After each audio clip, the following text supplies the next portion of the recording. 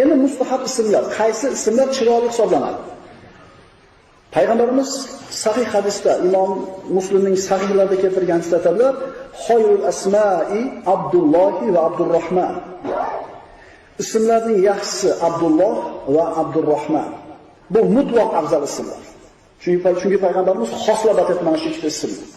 Va umuman Alloh taoloning ismiga bog'langan Abdu bilan boshlanadigan ismlar ham mana shu chiroyli ismlardan hisoblanadi. Abdul Bori, Abdul Qodir, Abdul Malik, Abdul Rahim. Allohning ismiga bog'lanadigan Abdu bilan boshlanadigan ism. Yana bir hadisda inna khayral asma'i ma ubbida va humida. Albatta ismlarning yaxshilari Abdu bilan boshlanadigani va hamd bilan aytiladigani. Ya'ni man o'ziga so'zni hamd Abdullah tushunadi.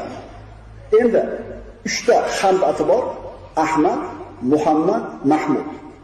Bu uchala ismning o'ziga hamd kalimasidan kelib chiqadi va uchalasi ham payg'ambarimiz sollallohu alayhi vasallamning ismlari. Yana mustahab bo'lgan chiroyli ismlardan tarixda iymon bilan, solih amallari bilan tanilgan kishilar, sahobalar. Abu Bakr, Umar, Usmon, Ali, Zubayr, Xolid va boshqa ulug' sahobalarning ismlari. Bu ham chiroyli sanaladigan ismlardir.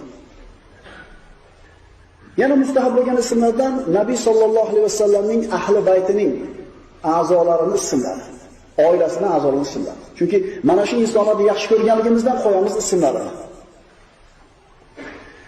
Yana mustahab bo'lgan chiroyli ismlardan bu anbiyolarning atlari. Ibrohim, Ismoil, Zakariya, Solih, Yahyo va boshqalar.